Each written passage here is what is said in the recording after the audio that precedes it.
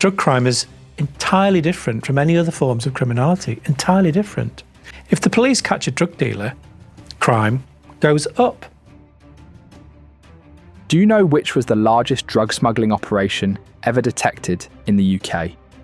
This shocking incident happened not long ago. A dangerous gang smuggled up to £7 billion worth of drugs into the UK over 2.5 years. They cleverly hid heroin, cocaine, and cannabis in cargoes of strong-smelling onions, garlic, and ginger to avoid detection. The leader of this operation, Paul Green, also known as the Big Fella, was sentenced to 32 years in prison. But how did they pull this off? Let's see. I hope you have already guessed the process. Paul Green, the 59-year-old man behind this plan, employed a cunning tactic, concealing vast quantities of drugs within shipments of strong-smelling produce, such as onions, garlic, and ginger. These pungent items were strategically chosen to mask the scent of the narcotics, making it challenging for detection dogs and authorities to identify the illicit cargo.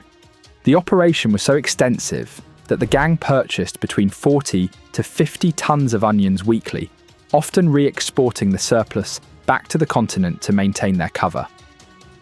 His right-hand man, Stephen Martin, who handled the gang's finances, got 28 years. The court heard how Green worked with multiple organised crime groups, OCGs, charging them to bring illegal drugs into the country. The process of this gang was very different. To avoid detection, the gang used fake companies and warehouses in the Netherlands and Northern England. They even changed their names legally to hide their identities.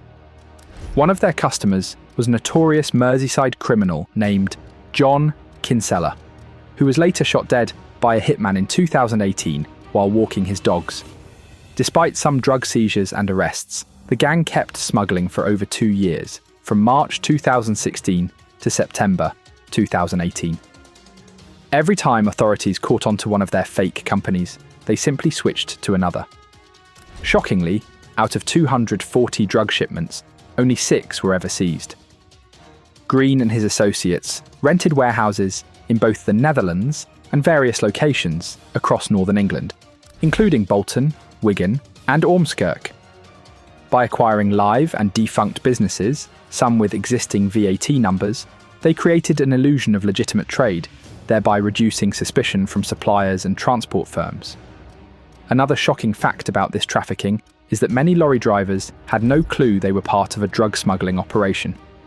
The gang used legitimate-looking paperwork and hid the drugs deep inside shipments of onions and garlic. Even if customs officers checked the cargo, the strong smells made it nearly impossible to detect the drugs without thorough searches. Some drivers were paid extra to take certain routes or avoid inspections, but others were completely unaware. This made the gang's operation even harder to track, as there were no obvious suspects among the transport companies they used. Judge Paul Lawton, who sentenced the gang, called their operation unprecedented. He said they imported drugs worth at least £2 billion and possibly as much as £7 billion. That's enough drugs to flood the streets and cause massive harm. One of the key players was Mohammed Ovais, a 46-year-old man from Manchester who distributed the drugs to other criminals. He was jailed for 27 years.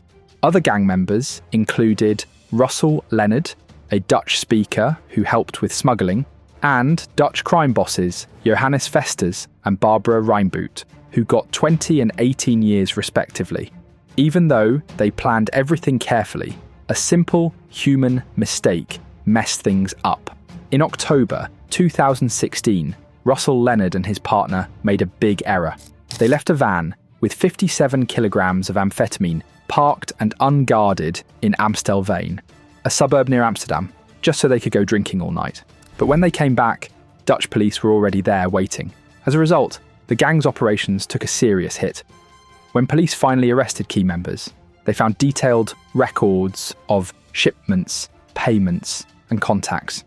This evidence was crucial in court, proving the gang's huge operation beyond any doubt.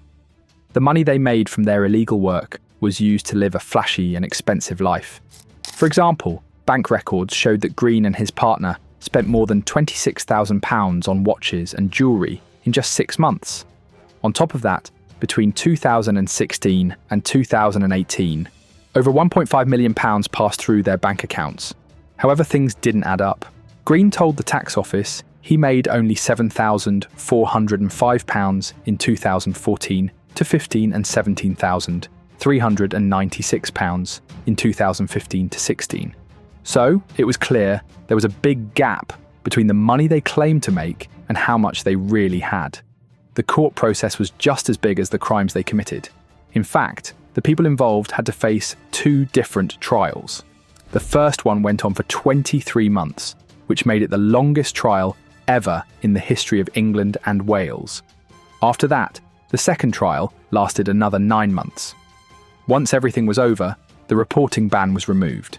As a result, the public finally learned the full story about what the gang had been doing. What do you think? Was their 32-year sentence enough for the damage they caused? Let us know your thoughts in the comments below. See you in our next video. Until then, take care and thanks for watching.